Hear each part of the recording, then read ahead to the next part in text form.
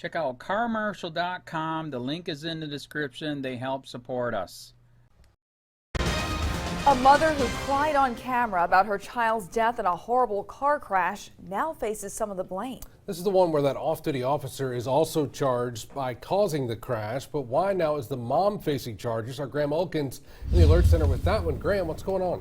Yeah, guys, this crash happened back in October. You'll recall that officer allegedly driving his Corvette 94 miles an hour and causing this crash. But today, the mother also faces negligent homicide charges. She was arrested because police say basically she did not properly buckle up that little sweet one-year-old baby in the car properly. So police say 20-year-old Brittany Stevens contributed to her daughter's death. Now, police also said an unlicensed 18-year-old was actually behind the wheel of that car. She was also charged. Her name is Bria Gross, charged with seatbelt violations and driving without a license. But yes, that mother spoke to our Scotty Hunter not long ago talking about this crash, but sadly she now also facing negligent homicide charges and booked into parish prison. Now, for his part, that off-duty officer already bonded out of parish prison.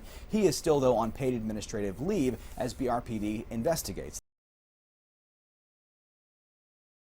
Off-duty cop kills baby after smashing into car going 94 mph. Mom charged with homicide. By Matt Agarist, February 28, 2018. Baton Rouge, LA. A mother has been grieving the loss of her baby for the last few months after an off-duty cop recklessly driving 94 mph smashed into her car, killing her daughter and injuring all the other occupants. Now, months after this officer took the life of her child, his fellow officers are charging her with homicide. Brittany Stevens, 20, was arrested on Tuesday on charges of homicide in spite of the fact that the officer caused the deadly crash. According to police, Stevens did not have the straps at the correct level in the car seat, something parents across the country are likely guilty of, so she is responsible for her daughter's death. Police said the lack of securing the seat to the vehicle and the loose straps are a contributing factor in the death of the child and show gross negligence on the mother's part, according to the advocate. What's more, Stevens was not the driver of the vehicle. However, she told police that she was the one who strapped in her daughter, so now she is the one facing charges in her death. Stevens, whose baby's life was ended by a reckless cop, was booked into the Baton Rouge prison on Tuesday on one count of negligent homicide and a seatbelt violation. According to the report, 3 other adults were in the car and were all cited as well. As the advocate reports, the crash occurred around 8 p.m. October 12, 2017, when a Baton Rouge police officer driving his Corvette 94 miles per hour while off-duty struck the Nissan carrying the 4 adults and 4 children.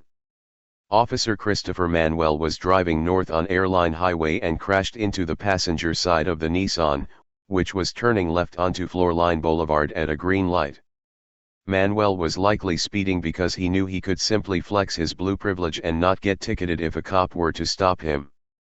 Indeed, he was afforded at least some blue privilege after taking this baby's life. In spite of clearly being at fault in an accident that took an innocent baby's life, Manuel was not charged until this month. He is facing a single count of negligent homicide and speeding. What's more, this officer has been on paid leave the entire time as well. Although police have charged Stevens and Manuel, East Baton Rouge District Attorney Hiller Moore III said Tuesday his office has not yet determined whether Stevens or Manuel will face charges, but prosecutors will review all reports, charges and arrests and make the appropriate decisions based upon facts and law, according to the advocate. Hopefully, a mother is not further punished for losing her child. Police car crashes are an unfortunately common reality. In fact, around the same time this officer smashed into the car and killed a baby, in a separate incident in California, a girl was killed after a collision with the Riverside Sheriff's car near Paris Boulevard and Nuevo Road. The deputy hit the pedestrian while responding to an unrelated call, said Riverside Sheriff's Deputy Mike Vasquez.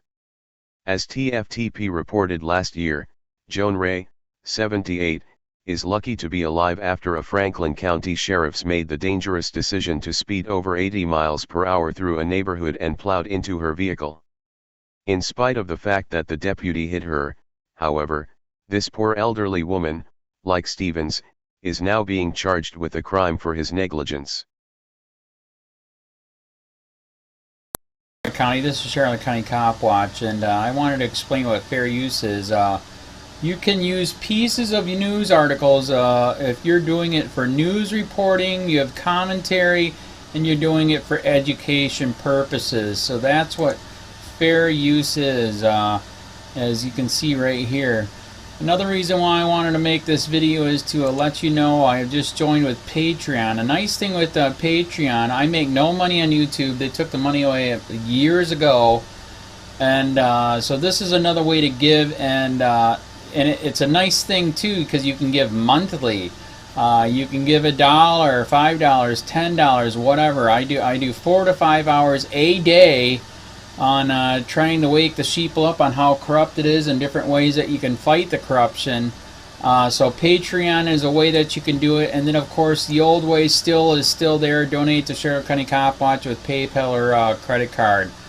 So keep that in mind. 4 to 5 hours a day. I make no money, but the corruption happened to me and I'm sick of it, so I'm trying to wake people up. But my wife would love it if if we could get some help out there. There's 47,000 subscribers. Just think if each one of you subscribers just gave let's say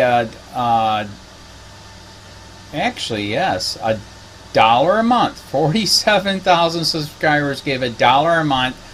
That would be awesome. That's not going to happen. But anyways, that would be great if it did happen. But do the math in your head. Just think about it. Like I said, 4 to 5 hours a day. I get no money from YouTube. YouTube has gone nuts. You can't do anything anymore. They're taking the money away everywhere. So these are a couple different ways that you can still help out with all this time that I put in. And as you know, I'm in a special situation where at least I can do it. 4 to 5 hours a day. We have a cleaning company during the day. That's what allows me to do this, and we're debt free. So this is my hobby. I don't go fishing and all that other crap. I try to save the world. So help me out to make the wife happy, man. In fact, if you guys did give $1 a day, and there was 47,000 of you, and you did it, and each of you gave $1, and that was every month, oh my God, yes, I could quit. I could start suing them. Another idea too that we have is if I got some funds, we could actually contact everyone that has been ticketed and or arrested and put in jail and start sending them postcards to let them know we're here, and to see if everything went all right, and if it didn't, find out their story. So we could even do more investigations and more lawsuits. Lawsuits take money. So just think about that. 47,000 of you so far right now. $1 a day. $1 a month on Patreon, or $5 a month Patreon, 10, 20, whatever. Just do the math in your head, help out. This is a lot of work every single day. Thanks.